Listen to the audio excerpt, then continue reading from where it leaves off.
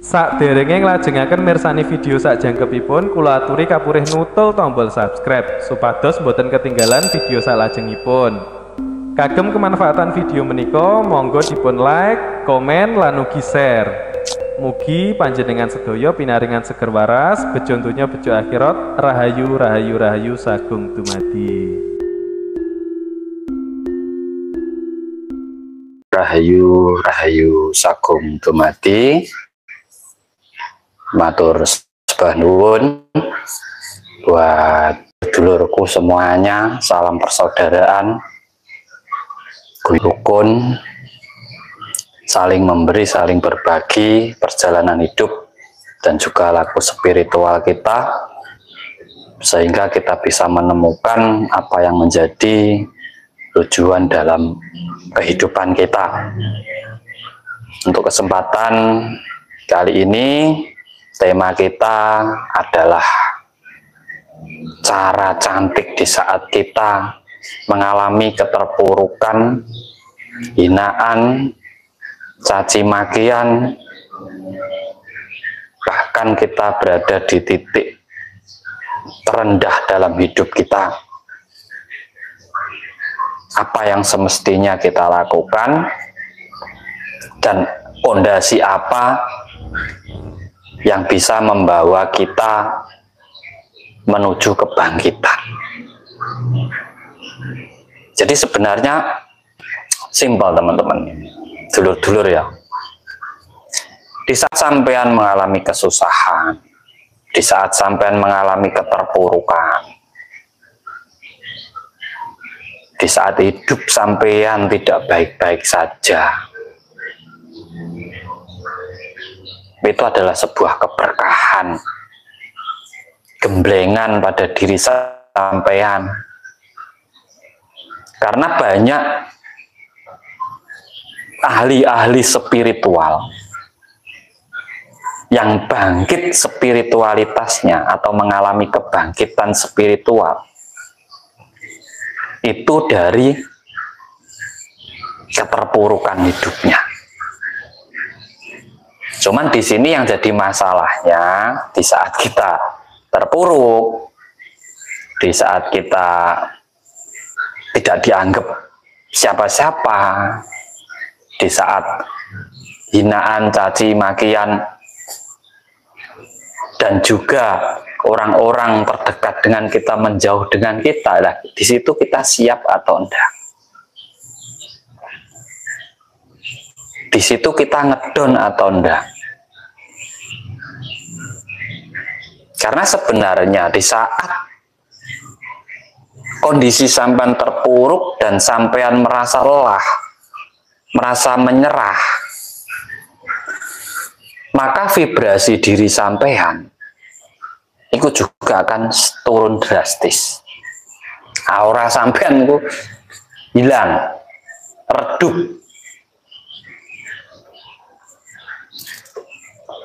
Makanya untuk menghadapi semua itu dibutuhkan mental yang luar biasa pada diri panjenengan. Kesiapan mental sampean itu menentukan, karena itu adalah pondasi dasar sampean menjalani kehidupan. Mental, keyakinan, tekad, dan tetap fokus dengan satu tujuan itu pondasinya pada diri sampean.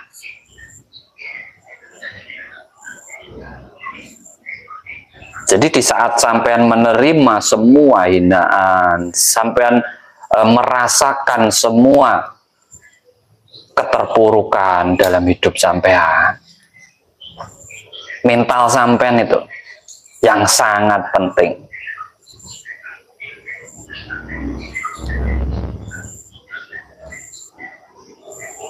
Di situ sampean jangan merasa kebingungan. Saran saya ini, karena saya bisa bercerita, saya bisa menyampaikan karena saya juga mengalami gitu. Bagaimana rasanya kita berada di keterpurukan hidup Gimana rasanya kita hutang di mana-mana, di mana rasanya kita mau makan aja susah, di mana rasanya kita dikejar-kejar kebutuhan kita. Yang Fajar Sidik matur suwun. Kita harus menjaga vibrasi diri kita, kewibawaan kita, mentalitas kita. Makanya sebenarnya saya membuat keilmuan tentang pernafasan secara tidak langsung, itu sebenarnya membangun mental kita, terutama pernafasan bawah perut. Pernafasan bawah perut itu membangun kepercayaan diri dan mental yang luar biasa, membuat orang tidak was-was, tidak ragu-ragu, membuka wawasan, dan juga energi pada diri sampean. Itu sebenarnya. Makanya saya menyampaikan ilmu pernapasan. Karena bisa ya, kalau ilmu itu tidak ada manfaatnya, mending tidak saya sampaikan. Nggak apa-apa, saya nggak bikin video, nggak apa. Kalau nggak ada manfaatnya. Nah, soal bermanfaat atau enggak, kembali ke yang mendengarkan atau menyaksikan. Bagaimana cara mengkajinya. Jadi di sini kita jangan terbeban rasa, kita jangan pakai rasa, gak usah. Kita jangan membawa rasa. Kita pakai pola pikir kita yang jernih. Kita buka semua panca indera kita. Ya cipta, ya penglihatan, ya pendengaran, ya perasa, ya pembau. Kita buka semua. Agar kita menemukan kesadaran yang mutlak pada diri kita.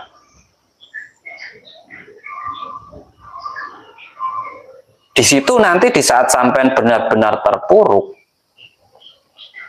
benar-benar mengalami kesulitan, di saat sampean tidak kebingungan, maka akan muncul petunjuk-petunjuk pada diri panjenengan. Contoh orang yang terbuka mata batinnya itu adalah mudah mendapatkan solusi atau petunjuk pada dirinya. Karena dia tidak terbeban rasanya. Karena hidup itu kita terbeban rasa, kita akan menderita.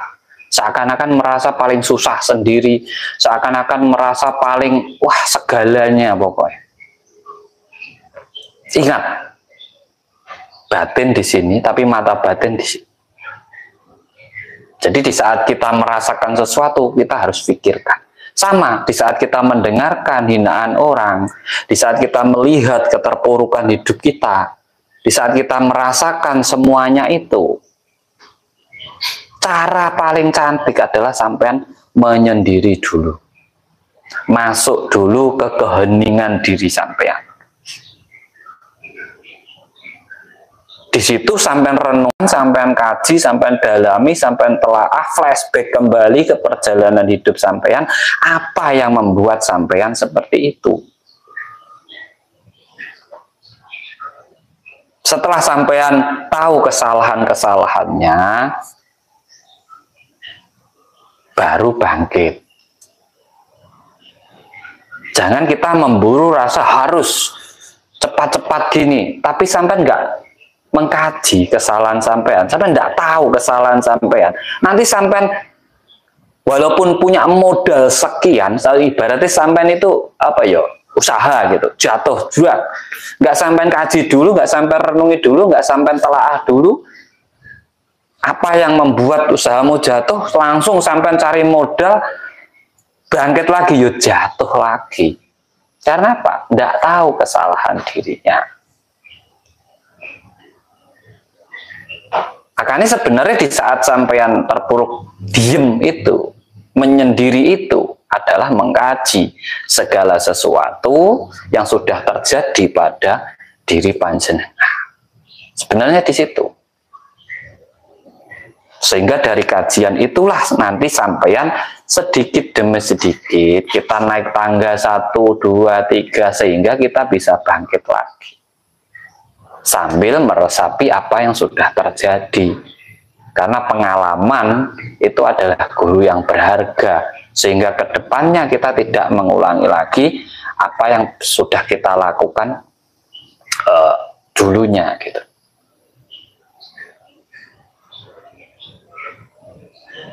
Dan hal pertama, di saat sampai sudah tahu kesalahan diri sampean, sering saya sampaikan, kembali ke orang tua sampean, sungkem di sana, itu tempat sampean lahir, tempat sampean mengawali hidup, tempat sampean dilahirkan di alam semesta. Kita mulai lagi. Kita mulai lagi. Karena biasanya orang yang tidak mau menyadari dirinya di saat terpuruk, dia itu hanya mengeluh. Pasti, karena saya juga mengalaminya. Saya juga dulu merasa, wah paling susah sendiri. Tapi setelah muncul kesadaran itu, dari apa yang kita lihat, kita dengar, kita renungkan, dengan meditasi, dengan menyendiri jauh dari keramaian, di situ kita temukan lagi. Bahkan kita kembali semangat dalam hidup kita. Karena kesadaran kita sebagai manusia, kita memimpin keluarga kita, masih ada anak dan istri kita, ya berarti tugas kita masih berlanjut, tidak berhenti di situ. Kalau kita sudah pernah mengalami jalan yang licin dan terjatuh, ya sampai belajar dari itu. Masa sampai mau ngulangi lagi kan gitu. Sebenarnya itu. Jadi sampai mental dalam diri sampai itu menjadi pondasi di saat sampai menjalani kehidupan. Sampai mau usaha, mau berdagang, mau jadi spiritual, bahkan sampai belajar itu saja. Kalau sampai nggak punya mental, akan susah sampean untuk mengaplikasikan dari apa yang sampean pelajari. Di saat kita terpuruk, kita melihat ke bawah sebagai acuan ataupun agar kita tidak mengeluh, agar rasa bersyukur itu masih ada. Kita lihat di bawah kita yang tidur-tidur di jalan, yang masih terpuruk lagi dari kita. Terus kita melihat ke atas itu sebagai motivasi. Kalau mereka bisa sukses, kenapa saya enggak? Kalau saya di titik ini aja sudah menyerah atau mengalah atau yang lain sebagainya, lah orang-orang di bawah saya itu apa nggak lebih dari saya, kan seperti itu sebenarnya. Nah, terkadang kita hanya itu terbeban oleh rasa kita sehingga lupa dengan kesadaran kita atau berpikir kita. Kita lupa di situ. Makanya untuk bangkit susah karena mungkin trauma dengan kegagalan. Atau tidak ingin seperti yang dulu lagi. Ya kalau tidak ingin seperti yang dulu lagi, ya dibenahi. Kalau kamu trauma dengan hidupmu, ya bagaimana masa depanmu? Itu tentang dirimu sendiri. Terus orang-orang yang harusnya kamu bertanggung jawab, seperti anak, istri, dan itu bagaimana, kan seperti itu. Makanya di saat sampean sudah usaha, sudah berusaha, sudah mengkaji, sudah ingin membenahi, didorong dengan yang namanya afirmasi. Afirmasi itu pendorong, bukan penentu, pendorong. Ibarat sampean itu menebarkan pesona sampean ke semesta gitu loh. Ibarat sampean tuh menyampaikan kebutuhan sampean ke alam semesta, menyampaikan energi sampean ke alam semesta, itu afirmasi. Jadi bukan menentukan. Makanya ada usaha dan doa. Ya, doa itu afirmasi, usaha adalah gerak kita. Itu ya harus berkesinambungan gitu. Berkesinambungan. Jadi kita bisa keluar dari sesuatu yang membelenggu diri kita, entah itu kesusahan, kepedihan, atau yang dari rasa kita sendiri, sehingga membuat kita trauma, membuat kita depresi, membuat kita... Dengan apa? Kita melihat, mendengarkan, dan mengkaji apa yang ada dalam diri kita. Caranya seperti itu. Tapi kalau kita hanya mengandalkan orang lain, di saat sampean terpuruk, langsung sampean wira-wiri kesana kemari mencari solusi, minta pertolongan, ngeluh ke sana, ngeluh ke sini, yo nggak jadi-jadi sampean. Ujung-ujungnya sampean akan semakin bertambah terpuruk. Bertambah terpuruk nanti sampean.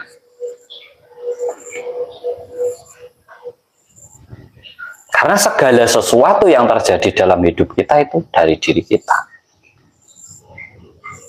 Awalnya kita tahu, berarti akhirnya kita tahu.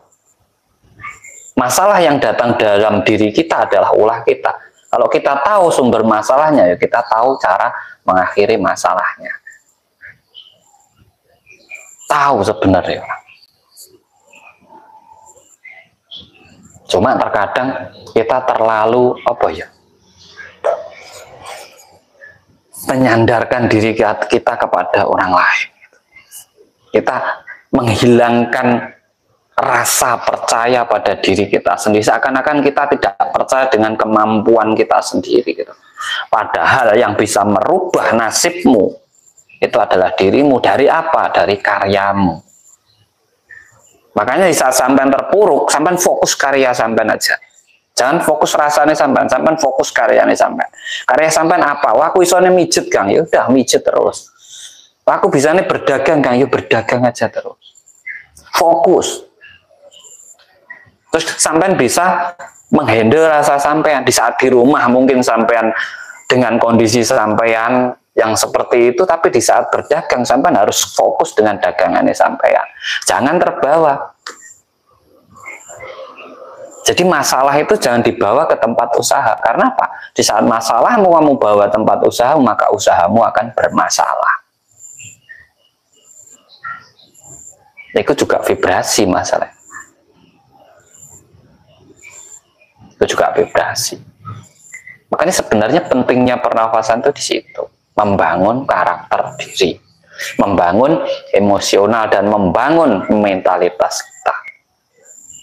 Itu baru pernafasan. Kalau ditambah meditasi, sebenarnya tidak ada masalah yang tidak terselesaikan. Seberat apapun itu tidak akan mungkin tidak terselesaikan. Gunanya merenung, mengkaji, suwung, isi suwung itu adalah menggali sesuatu dalam diri kita sehingga kita bisa berdikari lagi atau kita bisa muncul lagi, semangat lagi dalam meraih kemakmuran hidup kita. Karena mau tidak mau kita nggak usah munafik, tujuan orang hidup itu adalah kemakmuran hidupnya. Kalau di dunia kita makmur, enak, seneng, ya mati ya seneng.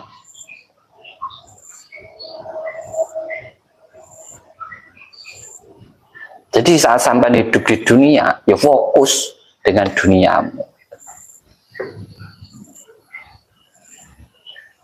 Di saat sampean fokus apa yang ada di depan, maka kedepannya sampean juga akan menjadi luar biasa. Jadi di saat sampean dihina, dicaci, dimaki, direndahkan, dijauhkan, bangun aja mental sampean.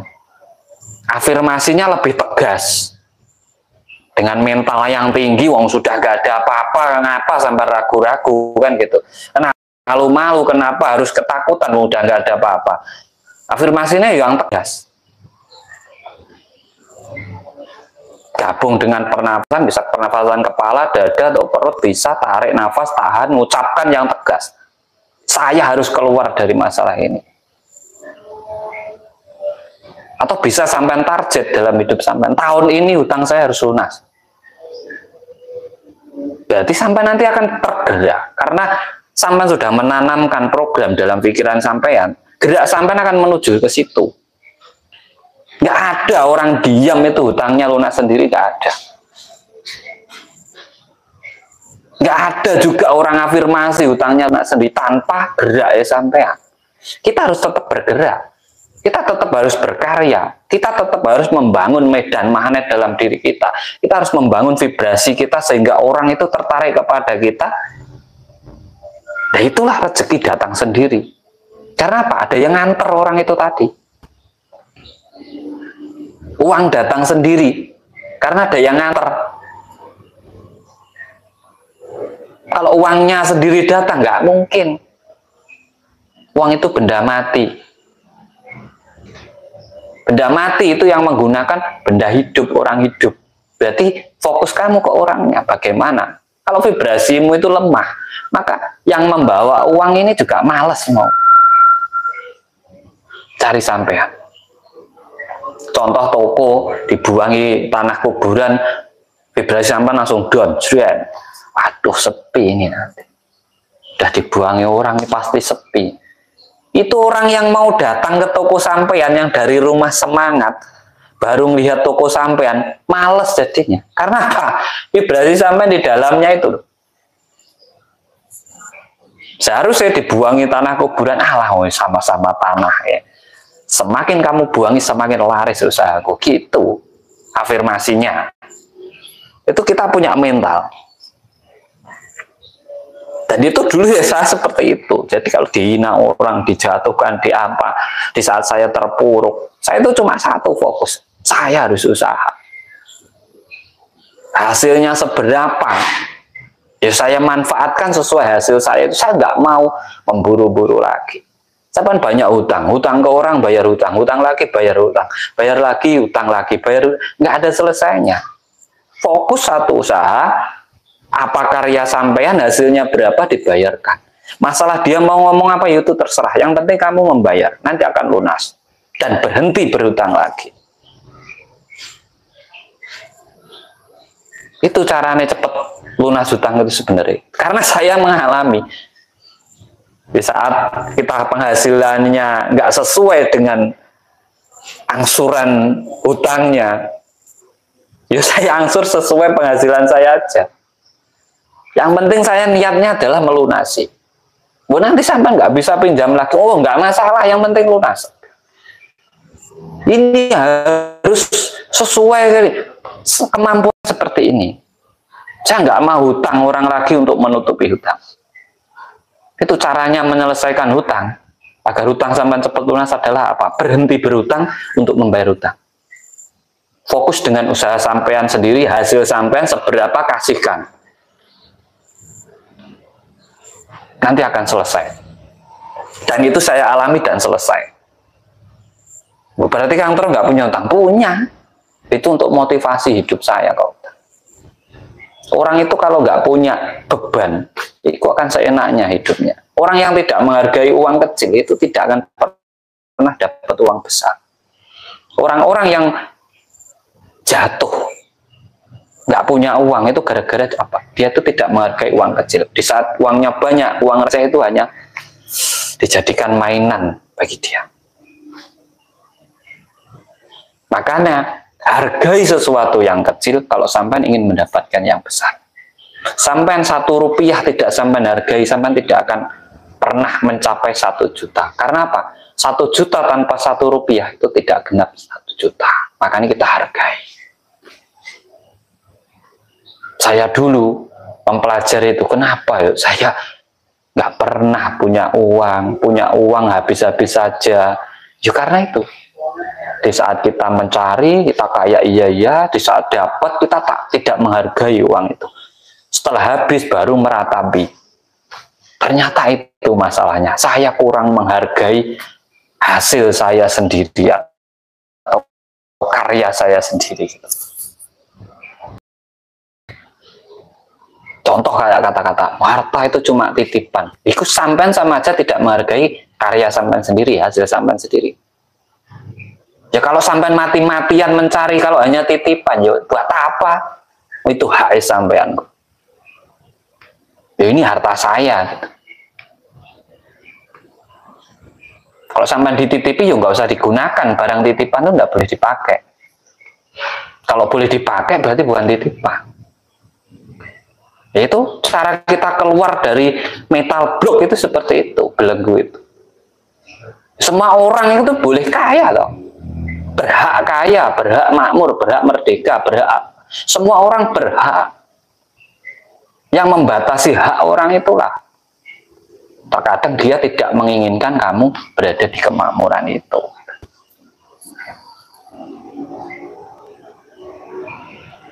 Jadi mental itu di situ, Pak. Belok-belok. Mental sampean itu akan menentukan kualitas sampean. Jadi kualitas dirimu itu adalah kualitas dari kejiwaanmu. Kejiwaanmu kualitasnya dari kualitas rohmu. Kalau rohnya sampean itu kualitasnya bagus, kejiwaannya akan bagus. Pengetahuan orang itu kalau paham, memahami, dan luar biasa luas, maka kejiwaannya juga akan luas. Akan luar biasa.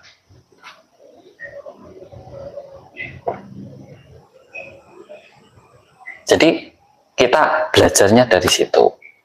Makanya biasa kalau saya dengan teman-teman semuanya, ayo kita harus makmur. Spiritual itu puncaknya kemakmuran. Hidup itu puncaknya yuk kemakmuran. Cakra aja paling atas itu cakra mahkota itu kemakmuran. Berarti kamu itu ditunjukkan dari bawah bagaimana kamu bisa mencapai kemakmuran dalam hidupmu kan itu. Apa yang dipakai? Otak kita. Jangan pakai rasa. Kalau sampean pakai rasa sampean nanti sering dibohongi sampean. Gara-gara gagang. Giliran dibohongi sampean curhat. Saya kemarin dibohongi itu Kang Tro. Kenapa? Gara-gara saya nggak tega. Dirasakan, tapi juga difikirkan, juga direnungkan, juga dikaji. Setelah itu baru dijalan. Sebenarnya rasa itu adalah untuk hasil kita. Kalau kita sudah memiliki hasil, baru kita bisa merasakan. Kita nggak usah bahas yang jauh-jauh lah. Kita bahas diri kita, keilmuan yang ada dalam diri kita, bagaimana kita memotivasi diri kita, bagaimana kita membawa diri kita ke hidup yang sesuai diinginkan oleh keluarga kita sampai sendiri. Itu bagaimana kita itu dengan belajar spiritual itu bisa merubah laku spirit kita. Perjalanan hidup kita itu adalah laku spiritual kita. Sebenarnya kita itu merubah. Kalau belajar kita sudah hidup. Orang yang belajar hidup itu berarti dia belum hidup. Orang belajar nggak ada. Dia itu hanya mengkaji perjalanan hidupnya sehingga bisa merubah perjalanan itu menjadi luar biasa. Jadi teman-teman, saya harapkan di saat sampai sekarang terpuruk, banyak hutang, dihina, dicaci orang, direndahkan orang, dijauhi semua orang-orang yang dekat dengan panjenengan. Kuatkan mental sampean, tanamkan satu dalam pikiran sampean, tentukan tahun ini saya harus lebih dari kamu. Karena apa? Orang-orang yang menjauhimu itu di saat kamu berada di titik atas, dia akan mencarimu dan mendekat kepadamu. Justru di saat sampean berada di titik terbawah itulah sampean harusnya bersyukur. Sampean akan lebih tahu mana saudara, mana teman yang benar-benar setia dengan kamu, benar-benar seroso, benar-benar sepemikiran. Sampai nanti akan tahu. Itu dari pengalaman saya pribadi. Jadi kita berbagi agar kita saling memotivasi. Doa terbaik saya, sabda terbaik saya buat panjenengan yang lagi terpuruk, yang lagi banyak hutang, yang lagi usahanya susah, dagangannya seret, rezekinya seret, mulai malam ini dan terusnya. Rezeki sampean akan dibuka, pintu rezeki sampean akan terbuka. Dan hidup sampean mulai detik ini dan seterusnya akan menjadi lebih luar biasa dan mencapai puncak kemakmuran dalam hidup sampean. Diberi kemuliaan di dunia, maka kamu akan mulia di saat tutup usia nih sampean. Semangat, jangan pernah merendahkan diri sampean ke siapapun, dalam kondisi apapun. Kalau mereka bisa, kita juga bisa. Sama-sama manusia, sama-sama punya otaknya, sama-sama punya tangannya, sama-sama punya kakinya. Jangan pernah merendahkan diri sampean ke siapapun. Tidak ada yang tinggi, tidak ada yang rendah. Sama-sama makhluk ciptaan Tuhan. Salam pedas, salam rahayu, sagung dumadi.